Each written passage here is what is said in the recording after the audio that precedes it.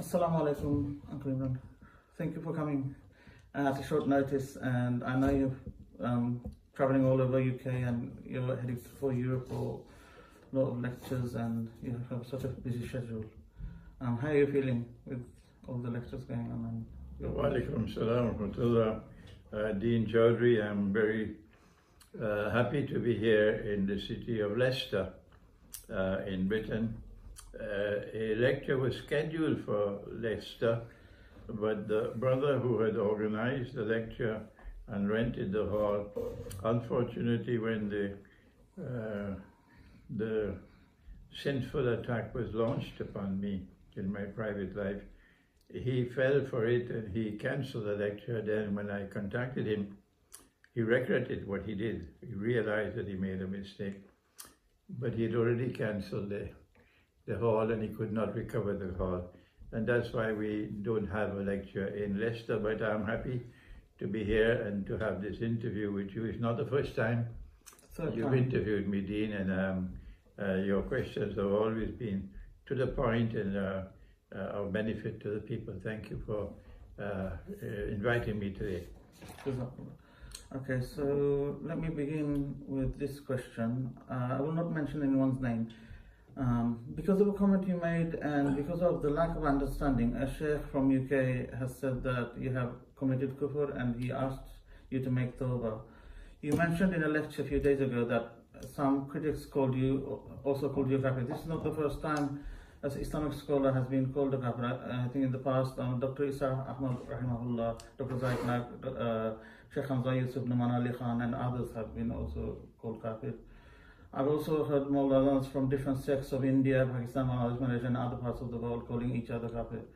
So my question is it permissible to call an Islamic scholar a kafir just because we don't understand him or we're doubtful about his aqidah? Bismillah ar-Rahman ar-Rahim. When someone makes a statement or commits an act which is very clearly an act of kufr, then it is an obligation of his peers, the scholars of Islam, to respond and point out that this is an act of kufr and you are indeed a kafir. But there's a process. The process is that you have to write out a fatwa of kufr. And in that fatwa you have to put your name and you have to argue the case why this person is a kafir, what has he done to commit an act of kufr. You can't simply say, this fellow is kafir. That's a schoolboy way, but the scholar would not do that. The scholar will prepare a fatwa in which he will declare, this is the reason why I have declared that so-and-so is a kafir. This is very important, a very important institution in Islam to protect the purity of the faith. In the case of my own case, I have to take some time with you, Dean, on this occasion, and to speak clearly and to repeat myself so that it may sink in that you're making a mistake. I have never ever declared that there is a mistake in the Quran. Let me repeat that.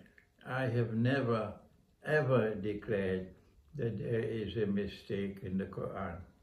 Whoever makes such a statement is definitely acting in a manner which is kufr, to say that there is a mistake in the Quran, when Allah himself says that he is protecting this Quran. No one can change this Quran, no one can corrupt this Quran, never until Qiyamah. This Quran is protected. So then, why are they making this mistake? Why are they declaring of me that I have declared that there's a mistake in the Quran when I have never ever said such a thing? The answer is they have come to the conclusion, and they will have to answer on Judgment Day for this wrong and sinful conclusion. They have come to the conclusion that the tashkil, that is the fatha and kesra and dhamma and so on, which perhaps may be part of punctuation. If you would allow me to use the word punctuation, if you will allow me to use the word punctuation to help people to understand that the tashkil in the Quran, they are a part of the Quran. They are a part of the Quran which was revealed by Allah. And they are a part of the Quran protected by Allah. This is false. This is not only false, this is sinful. Because the tashkil were not a part of the Quran when the Quran was revealed. Number one, the Quran did not have tashkil during the times of the companions of the Prophet ﷺ. Tashkil were added at a later time and were added by human beings, not by angels. Human beings put in the tashkil to help the non-Arab, like Imran Hosein, to be able to recite the Quran. The Arabs did not need the tashkil. If you look at Urdu language now, the newspapers, you never find any tashkil in the Urdu because they don't need it. But the non-Urdu speaking, the non-Arabic speaking people, they need the tashkil in order to recite the Quran. So the tashkil were added later on, much later on. And therefore they were done by human beings. And therefore this is not a part of the Quran. But what can I do? What can I do when people insist now, in defiance of all knowledge on the subject, that the tashkil are a part of the Quran? My warning to them is that you will have to answer on Judgment Day for adding to the Quran what was not a part of the Quran. If you add something to the Quran and you say this is a part of the Quran, that is a monstrously dangerous sin. I can only ask that Allah may forgive them because they don't have the knowledge. They don't have the knowledge and they're running away with ignorance and concluding that the tashkil are a part of the Quran when they are not. This is my first response. I have said that a verse of the Quran in Surah Al-Zukhruf, they are telling me it can be read two ways, and both of them are equally valid. One of them says that surely he, the pronoun here, based on the context, is certainly without any doubt referring to Nabi Isa alayhi salam, Jesus. That surely Jesus, Nabi Isa alayhi salam, surely he is a sign of the last hour. That is one reading. وَإِنَّهُ لَعَلَمٌ لِلسَّاعَةِ. And this is the recitation of Abdullah ibn Abbas radiallahu ta'ala anhuma, who is one of the foremost companions of the Prophet, Allah's blessing be upon him, in respect of the knowledge of the Quran and the explanation of the Quran. Abdullah ibn Abbas stands high, shoulders, heads and shoulders above all the others. He has the highest rank. And this is how he recited the Quran. وَإِنَّهُ لَعَلَمٌ لِلسَّاعَةِ. Let me repeat this for those who are hard of hearing. Abdullah ibn Abbas radiallahu ta'ala anhu, he recited the Quran this way. وَإِنَّهُ لَعَلَمٌ لِلسَّاعَةِ. That he, Jesus, is the sign of the last hour, or is a sign of the last hour. Good. My question is, and I ask my critics to kindly calm down and think and then offer a scholarly response. If this is the way that one of the foremost companions of the Prophet ﷺ recited the Quran, how do we explain that you cannot find any copy of the Quran today? I have never found any. I don't know if there are any. You cannot find any copy of the Quran today with the tashkil which conforms with his recitation of the Quran. I want an answer to that question. I want you to tell me why. Why is it that the tashkil of Abdullah ibn Abbas has now disappeared completely and totally? And no copy of the Quran today reflects that recitation of Abdullah ibn Abbas. This seems to me something mysterious. This seems to me something that's crying out for an explanation. There's something wrong here. If there were some copies of the Quran this way and some that way, that could be understood. But why is it that no copy of the Quran anywhere in the world today that I am aware of is with the tashkil of Abdullah ibn Abbas? That's the first question I asked. And I am waiting on a response from those who have a capacity to think and to understand and give me an answer to that question.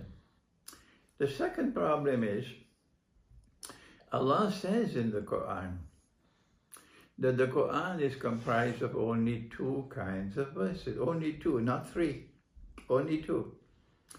First are those which are ayat muhkamat. And these are verses which are plain and clear. You do not have to interpret. You do not have to say that when Allah said so and so, what He meant is so and so. That would be an ayah mutashabiha. An ayah muhkama is plain and clear and does not require any interpretation. All that it requires is explanation. And Allah says about ayat muhkamat that these are ummul kitab. This is the very heart and substance of the Quran. So you have to be reckless to take an ayah muhkama and transform it into an ayah mutashabiha. This is recklessness, because this is the heart of the Quran. And who are those who can recognize an ayah mutashabiha? The Quran speaks of those who are rasikhuna fil ilm, those who are firmly grounded in knowledge. They are the ones who can recognize an ayah mutashabiha and who can interpret it. An ayah mutashabiha is a verse which has to be interpreted in order to be understood. Like, for example, eat and drink until the white thread of dawn is distinct from the black thread. Then you'll begin the fast. It remained for our Prophet ﷺ to explain to one of his companions who came to him.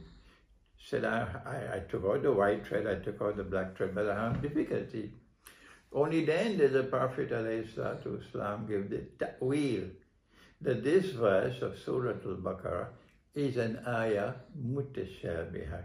What Allah meant by it was, eat and drink until the light of the day is distinct from the darkness of the night. This is why I never perform Salatul Fajr, Deen, until I can see that the light of the day is distinct from me, from the darkness of the night. Only then do I perform Salatul Fajr. They can do what they want with the azan, but this is where I perform my Salat, because the light of the day must be distinct from the darkness of the night. Here is the classical example of an ayah mutashabiha. Now then, so the first reading of the verse in Surah Al-Zukhruf is وَإِنَّهُ لَعَلَمٌ لِلسَّعْرِ, and He, Jesus, He is the knowledge, or He is a knowledge of the last hour.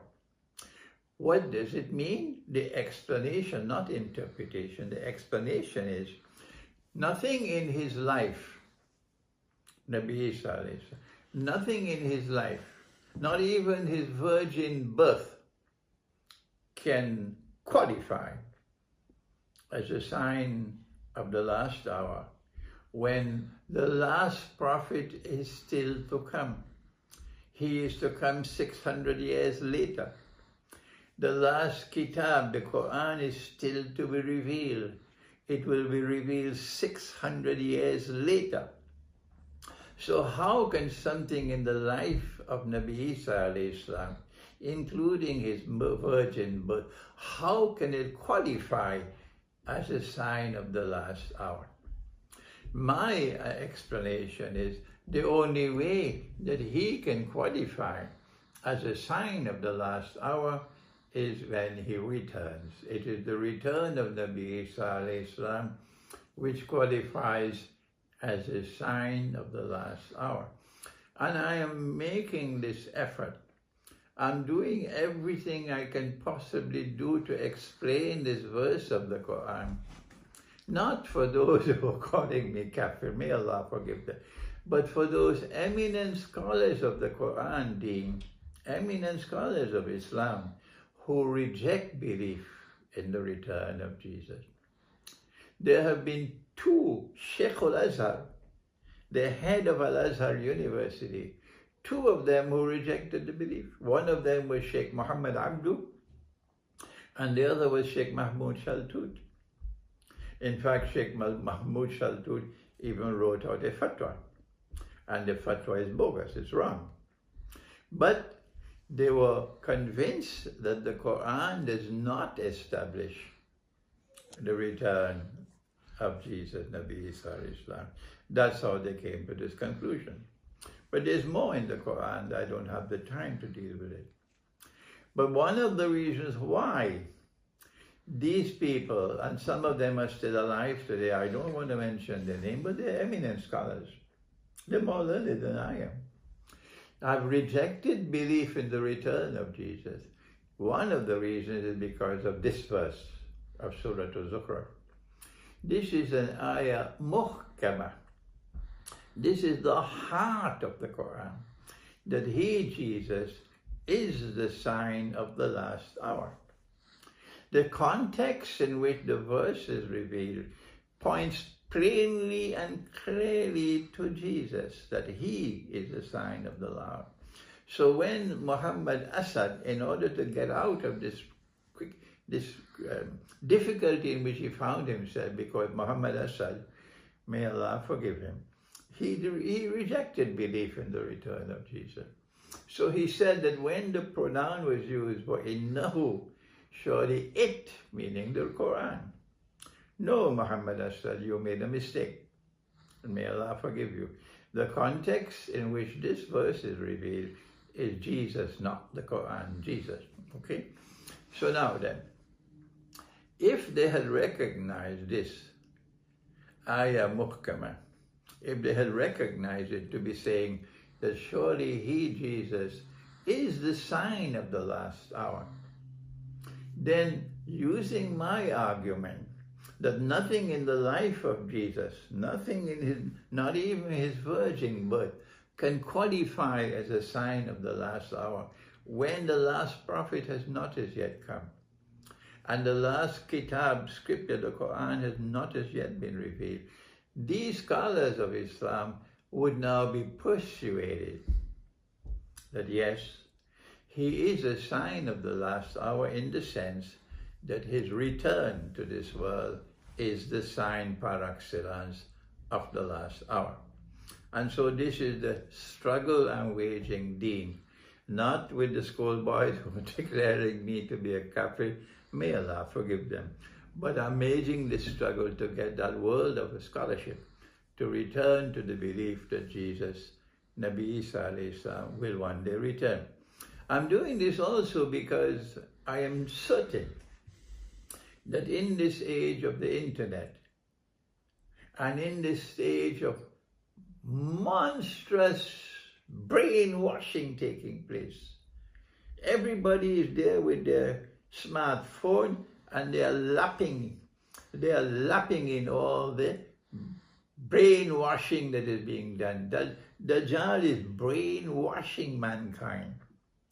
So Deen, I'm warning, I won't be in the world tomorrow, but there is a tomorrow which is coming. Remember what I'm saying. When large numbers of Muslims are going to reject belief in the return of Jesus. When that day comes, this is one of the reasons why they will reject belief. Because you are insisting that the correct recitation of the Quran is the one which is to be found in every kitab which is written today with the tashkil, which says, وَإِنَّهُ لَعِلْمٌ لِلسَّاعَةِ. Every single copy of the Quran says that today, every single one. And so can you blame them? When they say, how can he be the knowledge of the hour? This is what the verse says. وَإِنَّهُ لَعِلْمٌ لِلسَّاعَةِ. Ilm means knowledge. That's what the word is used in the Quran for. So how can Jesus, Nabi Isa alayhi salam, how can he be the ilm of the Sa'ah if the ilm of the Sa'ah is not with him? Let me repeat that. How is it possible for him to be the ilm of the Sa'ah if the ilm of the Sa'ah is not with him? Let me repeat it one more time, Deen. How is it possible? This is elementary logic. How is it possible for him to be the ilm of the Sa'ah if the ilm of the Sa'ah is not with him? But Allah has said again and again in the Quran that the ilm of the Sa'ah is only with Allah. Only with Allah. So it cannot be with him. So this is an ayah muhkamah. وَإِنَّهُ لَعِلْمٌ لِلسَّاعَةِ. This is an ayah muhkamah. It does not require any interpretation, not at all. This is Kitab, if this is the correct skill. This is Kitab. So therefore there is a conflict, a contradiction in the Quran between this verse, وَإِنَّهُ لَعِلْمٌ لِلسَّاعَةِ, and the rest of the Quran. And my critics recognize that there is a conflict here. So what do? And this, Deen, this is reckless conduct. This is really reckless conduct. To take an ayah muhkamah and now transform it into an ayah mutashabihah. Remember, when you make an ayah mutashabihah and you interpret it, remember, no one can confirm your interpretation to be correct. Only Allah can confirm it. Only Allah can confirm it. So when you say, when Allah says that He is the ilm of the Sa'ah, what Allah meant by that is this. You are making a ta'weed, you're interpreting the verse. If you say that when Allah said, He is the knowledge of the hour, what Allah meant by that is this or that or the other. What you have done is you have taken an ayah muhkamah and you have transformed it into an ayah mutashabihah, and that is a PhD in recklessness. You will have to answer for that on Judgment Day. If you take this and make it an ayah mutashabihah, good. And now you have an ayah muhkamah, which says, He is the sign of the last hour. Which one will prevail? Which one will prevail? An ayah muhkamah or your bogus ayah mutashabihah, where you have taken an ayah muhkamah and transformed it into an ayah mutashabihah. And so I rest my case. I am confident, Deen, I'm confident that I am correct on this issue. And on Judgment Day, I wait. I wait on Judgment Day, and they will also wait. But this scholarship is pathetic. That you try to argue and argue and argue that the tashkil is a part of the Quran. You argue and argue and argue that you can take an ayah muhkamah and then interpret it and make it an ayah mutashabihah. I'm warning them. This is not proper scholarship. The way to recite the Quran, Imran Hosein is saying this, and his students have the amount of intelligence and common sense to understand what I'm saying, that this is the correct way to recite the Quran. The way that Abdullah ibn Abbas recited it, radiyallahu ta'ala anhuma, وَإِنَّهُ لَعَلَمٌ لِلسَّاعَةِ. And I asked the question, And I ask it of my critics, and I ask it of all Muslims. If this is the way that Abdullah ibn Abbas recited the Quran, how do you explain that every single copy of the Quran today has a tashkil different from that of Abdullah ibn Abbas? Thank you.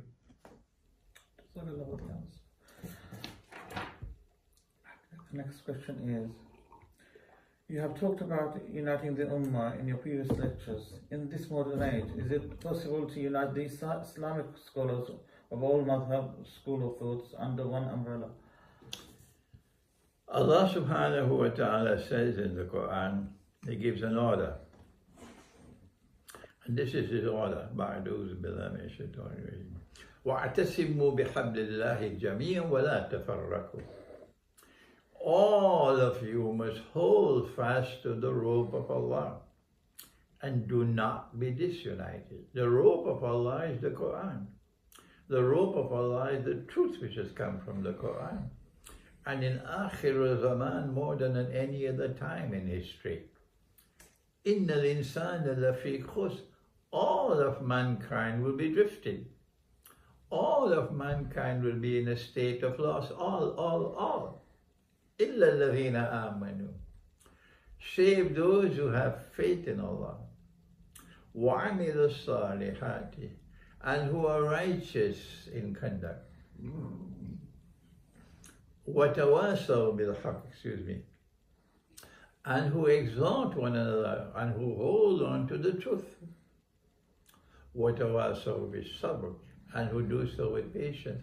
Deen, the only ones who can be united in Akhir Zaman are those who have faith, whose conduct is righteous, and who hold on to the truth regardless of consequences, and exhort one another to hold on to the truth which is in the Quran. وَإِنَّهُ لَحَقُّ الْيَقِينِ. That in this Quran there is absolute truth, and they hold on to that absolute truth. وَتَوَاسَوْا بِالصَّبْرِ. And they show patience. I am showing an enormous amount of patience. These are the only ones who can be united. The rest of mankind are going to be brainwashed like sheep and cattle. They have all of their Darul Ulooms. They have all of their masajid, beautiful buildings, iron and steel, multi-million-dollar buildings. They are so proud and happy of what they've achieved. How do you explain that when Dajjal tested them, and it was Dajjal who tested them, and Dajjal said about the masjid, no mask, no entry. If you want to enter the house of Allah, you have to put on a mask, otherwise you're not allowed. You have to perform your salah 3 feet apart. When Dajjal tested them, guess what they did? With all their Darul Uloom, all their masajid, all of them, illa mashallah, all of them obeyed the government. And so the British government became Al-Akbar, the house of Allah. And Allah was no longer Al-Akbar in his house. This has just happened yesterday. And I don't think the virus is gone. I think this is a lull before the storm. I hope I'm wrong. I hope I'm wrong. I hope I'm wrong. But I believe the virus is coming back. And it's coming back in a more virulent strain than previously. And when it comes back, they will again put up the sign, no mask, no entry. And if you do not have a face mask, you are not allowed to perform salat in the house of Allah. If you do not stand 3 feet apart, excuse me, Deen, like monkeys, abandoning the Prophet, Allah's blessing be upon him, abandoning him. He said, if you leave a space, if you don't stand shoulder to shoulder, and you leave a space, shaitan will come and fill the space. So there are more shayateen in the masjid than people worshipping when they stand 3 feet apart. This is a sign, Deen, that you cannot unite people who have been so brainwashed that they dance to every tune that Dajjal plays. Tomorrow on Judgment Day, they will learn to their dismay that they were taken for a ride. We on this side, we are advising them. We're doing it gently. We're doing it again and again. We're showing patience. They can call me a kafir 1,000 times. I always, may Allah forgive them. But you are being brainwashed. And if you do not wake up and realize that Dajjal is taking you for a ride and you're dancing to every tune that he plays, you're heading for Jahannam. We cannot unite with such people. We can only unite those who stand firmly for the truth in the Quran and who do so with patience.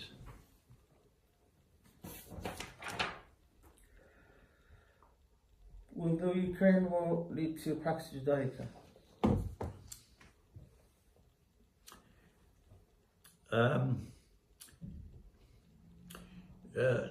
Deen, the transfer from Pax Britannica to Pax Americana could not take place without 2 world wars.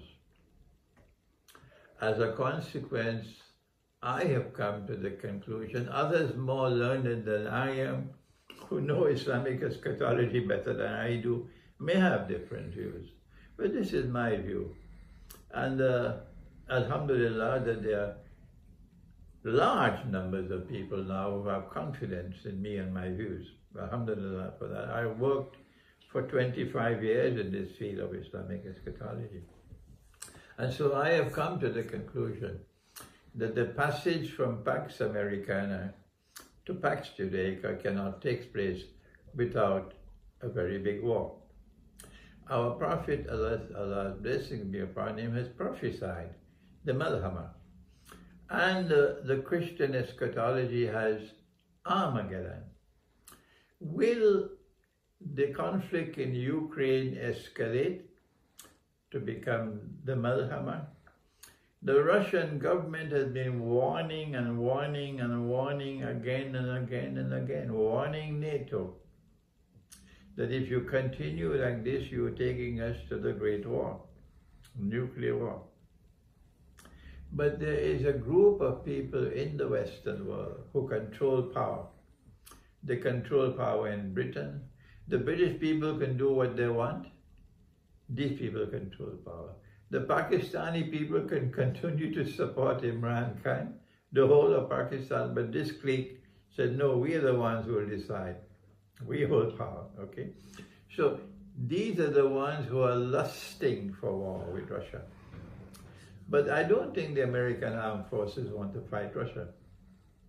I believe they much prefer to fight Libya than Russia. Russia has been blessed by Allah. I have, in several of my lectures, I've used the Quran to explain Russia's phenomenal rise to power, military power in the world. I may be the only scholar who has used the Quran to explain it, but I'm accustomed to being the solitary. I'm accustomed to being the lone voice for 25 years, to be like that, Deen. But if I am correct, it will survive. Truth will survive. So far, Russia has been able to contain the war in Ukraine without escalating it, so far. And Russia, instead of a massive onslaught on Ukraine to finish the war in 1 week, Russia has chosen a wise policy, an incremental war in which they work piece by piece, slowly, slowly, slowly, to achieve the end, their goals. Russia has already achieved much of the goals she attempted to. Ukraine can never again enter NATO. That's not possible. Ukraine can never pose a military threat to Russia. That's gone, finished. Crimea has been recovered, and Ukraine will never recover Crimea. Not even Henry Kissinger is now saying you have to give up your claim on Crimea. And the region of Ukraine, which is Russian-speaking, the Donbass region, Russia is now incrementally taking control of that entire area. This is all that Russia wanted in the war. Russia never wanted to take control of the whole of Ukraine. So Russia is achieving her objectives by doing so slowly and incrementally. The Western world does not want peace in Ukraine. Even though the Security Council of the United Nations adopted a resolution unanimously calling for the Secretary General to be supported to seek a peaceful end to the war in Ukraine. The Western world does not want peace, they want war. And the only way they can stop Russia from achieving all Russia's goals in Ukraine is if they can expand the war. This is now their plan, to try to see how we can expand the war. The most likely means through which they will seek, by proxy of course, to expand the war is through Poland. If Poland were to do anything at all, to intervene militarily in Ukraine, the Russians have promised that their response would be immediate and ferocious. They've already declared that. And when Russia says they're going to do something, you better listen, because Russia does what Russia says it will do. The Western world knows that this is how Russia will expand. Like they knew that if we have the war in 1973 between the Arabs and Israel, the Western world knew that King Faisal would impose an oil boycott on the West. And they wanted that oil boycott. They wanted it. And the price of oil rose dramatically by 400%, from $3 a barrel to $12. And that was the road which led to the petrodollar. That's what Kissinger wanted. So they know that if Poland were to intervene militarily in Ukraine, they know that the Russian response will be immediate and ferocious. And that's what they want. Because that could lead to a rapid escalation of the war, because Poland is a member state of NATO. And so, while Russia is warning and warning and warning that this can lead to the Great War, they don't care two peanuts for that. And they're taking mankind to the Great War. Will it take place? I believe it will going to take place because they want it. How soon will the Malhama take place? The only answer I can give is soon. How soon, I don't know.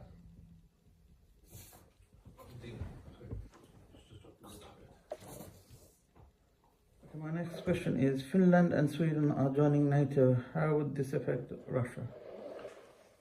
If Finland and Sweden were to join NATO, the implication would be that the Western rope around the neck of Russia would be tightening. And if you keep on tightening that rope around the neck of a man, and if he has the power to remove that rope, he will do so at a time of his own choosing. That is precisely what's going to happen. If you keep on tightening the rope around Russia's neck, as they have done, with these enormous sanctions, which are sinful economic sanctions on Russia, monetary sanctions on Russia, if you keep on tightening the rope around Russia's neck, and by expanding NATO all around Russia, you have declared war on Russia. And when Russia does respond, don't be surprised. Russia will remove the rope around its neck at the time of Russia's choosing. And that would be a great war, nuclear war. Turkey has threatened to derail Finland and Sweden's plan to join NATO. Is Turkey supporting Russia? I am not at all impressed by Turkey's gymnastics. Turkey is on this side and Turkey is on that side, and Turkey is not fooling anybody except Turkey itself.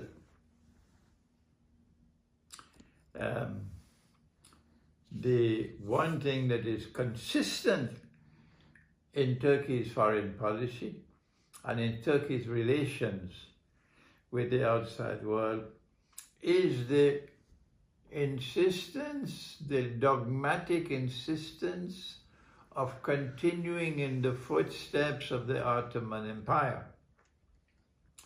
The Ottoman Empire had one consistent profile, and that is perpetual war on the Orthodox Christian world. If I'm wrong, correct me. Tell me I'm wrong. Tell me what is right. The Ottoman Empire waged bogus jihad on the Orthodox Christian world for 600 years. The reason why the Ottoman Empire did that, the reason why the Ottoman Empire changed Hagia Sophia and made it into a masjid, the reason why the Ottoman Empire waged war on Constantinople in defiance of the Quran, was because the Ottoman Empire wanted to sabotage the end-time friendship and alliance between the world that follows Nabi Muhammad alayhi salatu wasalam. I'm not talking about the sheep and the cattle. I'm talking about those who follow the Quran and the Prophet and the followers of Nabi Isa alayhi salam. Even though they have the Trinity and they worship Jesus as the Son of God, yet Allah still favored them in Surah Rum. Yet Allah still favored them in Surah Rum. It is this end-time alliance, friendship alliance, between the followers of Nabi Muhammad والسلام, and the followers of Jesus والسلام, that the Ottoman Empire wanted to sabotage. And my response to you, Deen, is that Turkey under Erdogan is following exactly the same policy of the Ottoman Empire, to sabotage a friendship and alliance, end-time friendship and alliance between the world of Islam, the true world of Islam, and the world of Christianity, which follows Jesus. So whether Turkey agrees or does not agree, eventually the Turkish decision will always be in favor of NATO. Because of the Russian-Ukraine conflict and sanctions against Russia, oil, energy and food prices have gone up, especially for people living in the West. Those that are living in the West, including Christians, Hindus, Muslims and from all other ways. What is your advice to them to survive the high cost of living?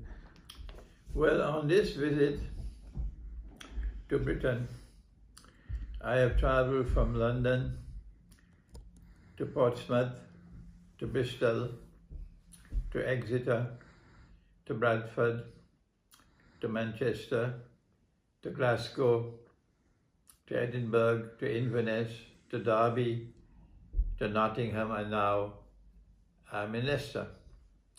And I've found one thing consistent all through my travel these last 3 weeks, and that is that people now have less money to spend. The sales of my books tell me the story. And when they do buy a book, they can only afford to buy the small books. This is a clear sign to me that people are suffering, that the cost of living is increasing, the price of heat, the price of oil, the price of food is rising constantly, and they are in panic. So they have to conserve their resources. So the first response I have given is that I have a lecture in Birmingham. It's on the 30th of May, and I've decided for the lecture in Birmingham, Dean, I'm going to reduce the prices of all my books by half, 50%. so that those who want the knowledge can afford to buy the books. Because I know you are suffering, so I need to reduce the prices of books to help you. That's my first response. The second response is, I have consistently advised for years and years and years, do not remain in this country. Even if you are British, your parents were British, your great-grandparents were British, still this country is doomed. The United States and Canada are doomed. France and Britain, France and Germany, these countries are doomed because this is in Surah Al-Rahman. سَنَفْرُغُ لَكُمْ أَيُّهَا الثَّقَلَانِ. Allah is going to intervene in this great war. This is Surah Al-Rahman. And Allah will help Russia against the West. So I am anticipating that the West is not only going to be defeated in this great war, but that the Western civilization is not going to play anything more than an insignificant role in world affairs after the Great War. So the best thing to do is hijrah. Many people from Britain are already returning to Pakistan, for example. Many of them are looking to build communities in the mountains of Pakistan. Many of them. And there are others who are following them, going to Pakistan. That's a good choice. When you go to Pakistan, you don't stay in Lahore, you don't stay in Karachi, and you most certainly don't stay in Islamabad. Islamabad is a city of slavery. Yes, slavery. You go to the villages up in the mountains where people are poor, and you live with them, and you share whatever you have with them. And when the villagers accept you, mashallah, you have a lovely life in the villages, in the mountains of Pakistan. The same thing with Turkey. Even though I have my problems with the Turkish government, I have always said Turkey is a good country to go to for hijrah. So when you go to Turkey, please don't stay in the cities, but go to the Turkish countryside and live in the villages of the Turkish countryside. If you cannot leave, you cannot go to Morocco, you cannot go to Algeria, you cannot go to Egypt. No, your heart is stuck here and you want to stay here. Then I say, well, the next best thing is to leave the cities of Britain and go to live in small communities in the remote British countryside. But only 1 in 1,000 will do that. The 999 will continue to live in the cities until the ship sinks, because they're nothing more than sheep and cattle.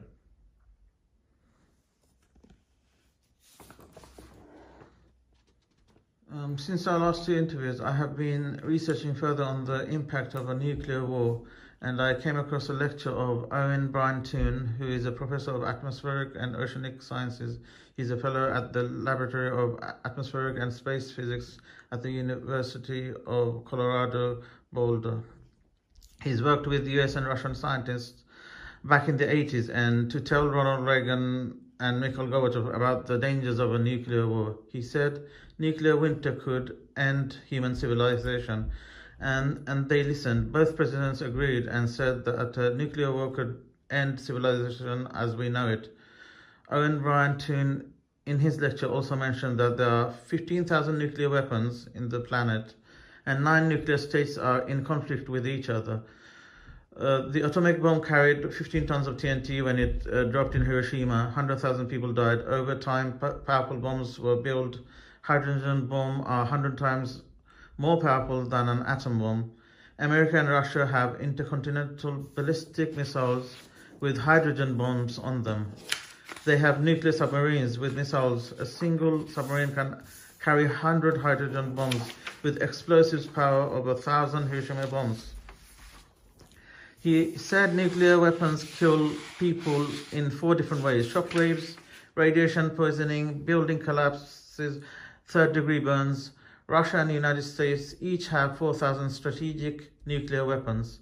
In a global nuclear war, 400 million people could die, Temperatures will plunge below ice age conditions, which is nuclear winter. No crops will grow for years, and it is estimated 90% of the population could starve to death. No one would be safe.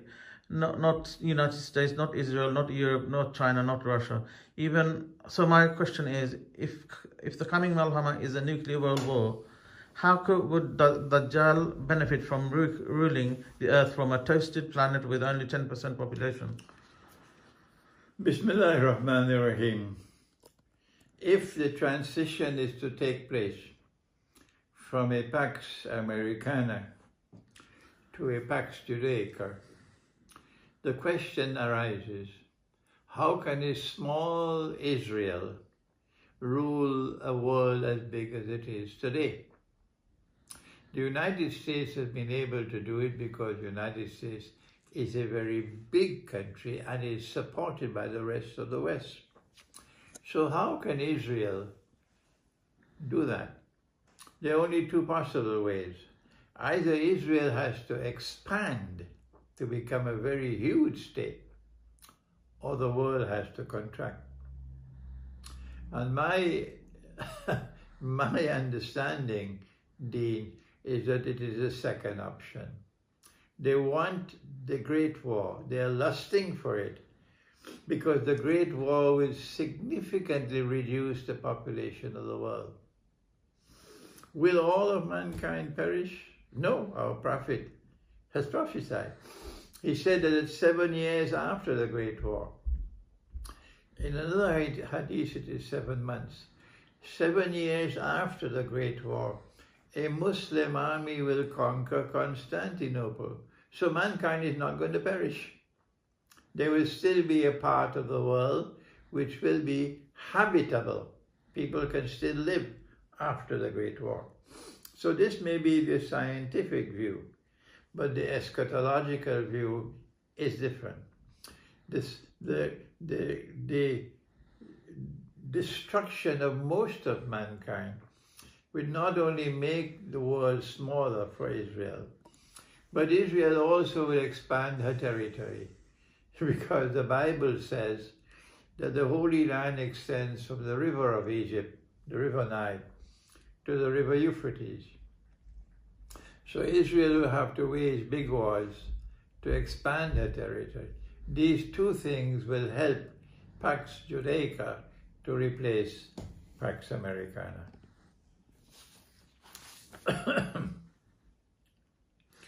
India and Pakistan are nuclear states, but they are two of the smallest nuclear powers. Two scientists, Luke Oman and Alan Roebuck, calculated the spread of smoke after a war between India and Pakistan. It only takes about 2 weeks for the smoke to cover the entire earth and will rise to altitudes between 20 to 50 miles above the surface. It will never rain, smoke will stay there for years. There will be food shortages, crops will die from lack of light and cold temperatures. It's been estimated after a war between India and Pakistan, 1 to 2 billion people all over the world could die of starvation. So my question is, whether in the name of Ghazwatul Hind or Kashmir or Modi's greater India dream, how likely are they to enter a nuclear conflict? I am someone who has consistently advised that we must show respect for the Hindu religion and that we must condemn Muslim rule over India, Hindu India, for so many centuries as Islamic imperialism, and there is no imperialism in Islam. It was bogus jihad waged by the Mughal Empire, and the Hindus have every right to be very pained over Muslim rule over India, uninvited Muslim rule over India for so many centuries. The backlash of this is that it has opened the way for this aberration of Hinduism to emerge. The same way that an aberration of Judaism has emerged in Israel. It's a warmongering Hinduism, which is not the Hindu religion. This is a warmongering Israel, which is not the Jewish religion. So they are two sisters. present-day in India and present-day Israel. I believe that once the Great War starts, I hope I'm wrong, once the Great War starts, Israel will say, this is our opportunity, it will never come again, to denuclearize Pakistan. Pakistan has enough traitors on board, including traitors in the armed forces, that they can destroy Pakistan nuclear weapons without a nuclear war.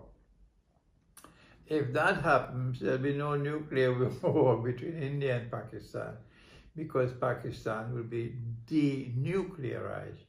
If Imran Khan were to return as Prime Minister of Pakistan, then Pakistan's nuclear weapons will be safe.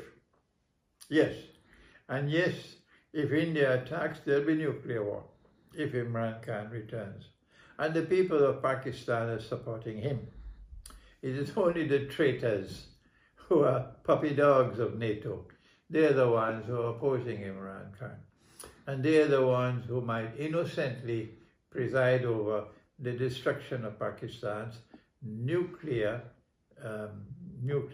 weapons. Once the Great War starts and Israel attacks Pakistan to denuclearize Pakistan, Israel will do so in alliance with India and of course with NATO. With these three forces at work, NATO, India and Israel, today's Pakistan, there's a standard chance. So I believe that they might succeed in denuclearizing Pakistan and therefore averting nuclear war between India and Pakistan. This is the sad, sad reality.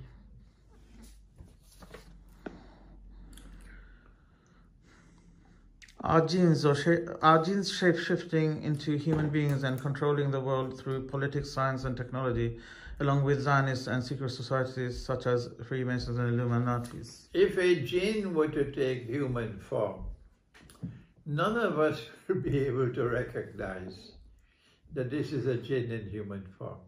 So we cannot confirm. But yes, the possibility exists, because Iblis appeared in human form as an old man when the Quraysh were sitting in a gathering to confer what to do, how to deal with Muhammad ﷺ. And when this old man joined the gathering, he was able to express himself and give his views. They never knew he was a jinn. They thought he was a human being. Similarly, if the shayateen were to take human form in today's world, none of us will be able to recognize him. But yes, it's possible. When Prophet Sulaiman saw the Jasad sitting on his throne, was it what Dajjal is doing now with the staff? Dajjal is still sitting on the throne. It's a vision. And the shayateen of the jinn are convinced that it is Sulaiman who is still sitting on the throne. And they are obeying Dajjal's orders. And his orders are, of course, evil. And they're doing a lot of evil in the world, cryptocurrency and all. But when once Dabbatul Ard destroys or consumes the minsa of the staff, the minsa meaning the internal miraculous heart of the staff, once that is consumed, then Dajjal will no longer be able to deceive the jinn that Sulaiman is alive and sitting on the throne. And they will then stop obeying him, and that's bad news for Israel. When Dajjal is pretending to be Sulaiman and make all the jinns work for him, is he capable of going back and forth through time by time travel, or is the past and the present time running simultaneously without us realizing it? It is very clear. It is very clear from the use of the word min sa'a, nasi, that Allah has spoken about time.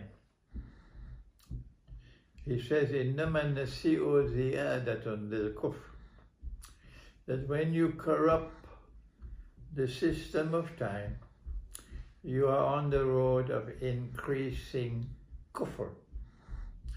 That is precisely what Dajjal is doing. He is corrupting the system of time by holding on to the stuff. He is able to move backward and forward in time in order to show Sulaiman alayhi salam to be alive when he is dead. But he's doing more than that. He's got all of mankind today, all, including all those who build all these fancy masajid and fancy darul room and so on, and they're comfortable and we are rightly guided. And these same people now accept what Dajjal has done, that a month can have 28 days and a month can have 31 days. All of them accept that. All of them.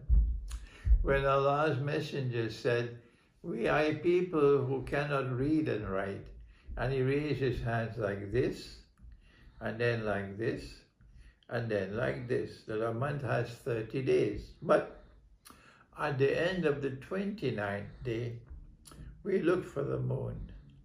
Not if we are in London, in England, we have to look for the moon in England, not in Morocco, not in Saudi Arabia. You really have to be a schoolboy to be living in Britain and your moon is in Saudi Arabia. You really are a schoolboy. So if the moon is seen at the end of the 29th day, the month will come to an end. The problem, Deen, is you will not know until the 29th day has ended. You will not know whether the month will have 29 days or 30 days. I'm going to use a word now that some might object to. Maybe you can help me to find a better word. I call this an imprecise system of time. Why? Because there's uncertainty. Imprecise in this sense, not defective, not a defect. Imprecise in this sense that Allah keeps you waiting until the end of the 29th day before you can know whether the month will end or whether it'll have one more day. Dajjal cannot use this system of time to have a global society which operates like clockwork. The banking system cannot operate. Travel cannot operate with this.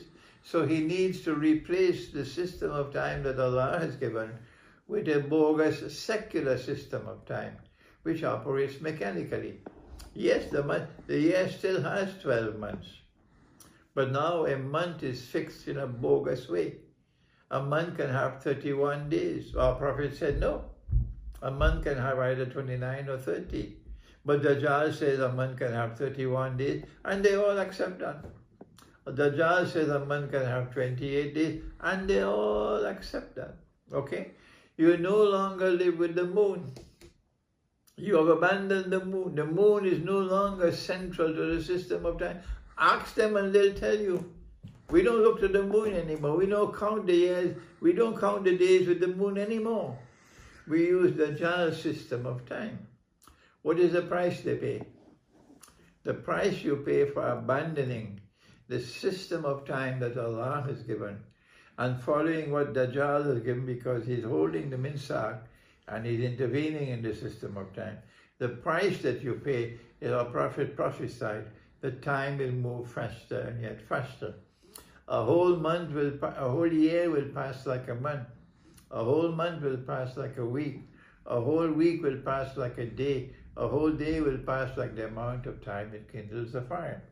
This perception of time moving faster and faster indicates that you have abandoned Allah's system of time and you're following Dajjal's system of time. Once the heart is moving faster and faster, the heart is no longer beating in harmony with the rest of Allah's creation. But Allah is Allahu Nuru Samawati wal Ard. Allah's Nur is everywhere, everywhere, everywhere. If your heart is moving and beating in harmony with the rest of Allah's creation, and you perform an act of worship that Allah accepts, Nur enters into the heart. Constantly, constantly, constantly. But if your heart is not beating in harmony with the system of time Allah has created, instead of following Allah's system of time, you're following the Dajjal's system of time. And you perceive time moving faster and faster. What is the implication? It's not time moving faster. It is your heart perceiving time moving faster. Nur cannot enter that heart. You are whistling in the wind if you believe you are rightly guided. You are whistling in the wind. You have to return to the system of time that Allah has given, and you have to turn away from the system of time. I don't need to speak more. My book, the Quran and the Moon, is the book to be read to understand this subject. Who is Dabba? Why is the Dabbatul Ard trying to destroy the miraculous inner capacity of the stuff? Are they good jinns? Nothing in the Quran, nothing in the Sunnah has ever indicated to us that there's a link between the Dabbatul Ard and the jinn. I don't know where this came from. I have researched the subject. There are only 2 verses in the Quran about Dabbatul Ard. And neither of them is connected with the jinn. And Dabbatul Ard is Allah's creation. And Dabbatul Ard has come to harm or to injure, taklimuhum, harm or to injure people. And Dabbatul Ard will destroy the minsa of the stuff. The minsa is the miraculous inner heart of the stuff, which when you're holding on to that stuff, you can move backward and forward in time. So what is Dabbatul Ard? Answer, Dabbatul Ard is a force which has the capacity not only to inflict harm and damage on human beings, but to destroy the minsa of the stuff. Now then, what is my view? I can be wrong. I've been wrong in the past. I have come to the conclusion, and of course, let me repeat it, I can be wrong. If I'm wrong, you must tell me what is right. The minsa, the Dabbatul Ard, is the electromagnetic waves which are now inundating the world from the wireless internet, from your cell phones, from your GPS and so on. All over the world you see the cell phone towers being built all over. I saw several of them here in Leicester. And this is not only going to destroy the minsa of the stuff, but babies who are born, children who grew up with this electromagnetic wave acting upon them, their memory will become weaker and weaker. If you lose your memory, you can't think.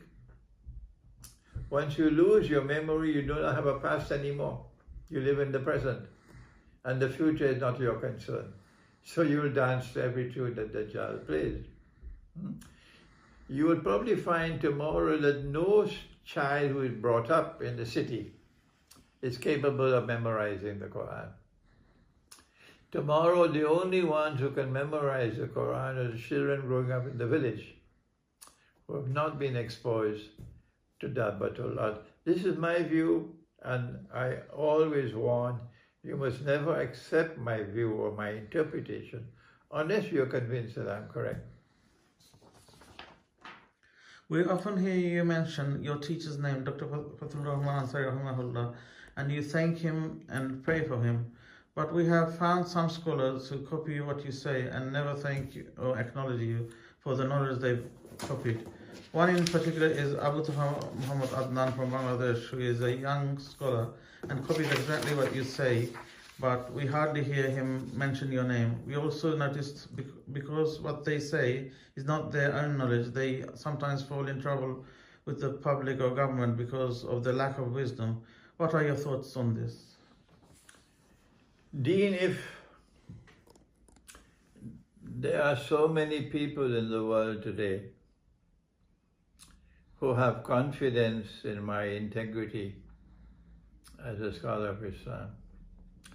One of the reasons for this is that if I ever make a mistake and I realize that I made a mistake, I am the first to rush to correct myself. I don't delay in correcting myself. I don't care for consequences. This is integrity. The second thing is that even if I learn something from a child, I will always say, I learned it from that child, because that is integrity. I don't know why they learn from me and then they reach out their knowledge to others and they refuse to acknowledge that they learned it from me. Whatever be the reason why they are acting in this way, let me warn them that this is not the road of integrity. People will eventually lose confidence in you, since you only copycats and you lack the courage and you lack the integrity to say, I learned it from him. I have always honored my teacher, Maulana Dr. Fadlur Rahman Ansari. I learned from him, and what I learned from him has helped me to become what Allah has caused me to become today. I always honor him, I always respect him, and I always say, I learned it from him. That is the road to integrity. These people who are copying from me and preaching as though it is their own knowledge when they've learned it from me, they are lacking in integrity. And if you walk along that road, eventually you will lose confidence. People will lose confidence in you because you do not have integrity. Let me warn them that the road to integrity is, if you learn something from someone, you must give credit to him. My last question to you is, when will you retire? You're 80 years old, and by the moon I think you're 83, you said, and you're traveling all over the world tirelessly. When will this end? When will you retire? If Allah is kind to me, then maybe while I'm traveling in some distant land, far away from my home, living out of a suitcase, he might take me away. That would be an honorable death. But I don't know how long Allah has given for me. But once you're the student of Maulana Fadlur Rahman Ansari, there is no rest, there is no retirement. You continue your work until Allah calls you away. Any advice for us who are trying to learn from you and trying to deal with Akhir Zaman? Any last? The best gift I'm leaving behind me when Allah calls me away is the Quran and the moon. No one taught it to me in my life. I had to discover it on my own. The method of reciting the Quran as Allah recited it, the correct ajza, and to complete the recitation of the Quran every lunar month. This is the best gift that I'm leaving behind to all my students when Allah calls me away. Please read the Quran in the moon. Inshallah. Jazakallah khairan for the interview. Thank you, and keep us in your dua. Inshallah. Thank you. Wassalamu alaikum wa rahmatullahi wa barakatuh.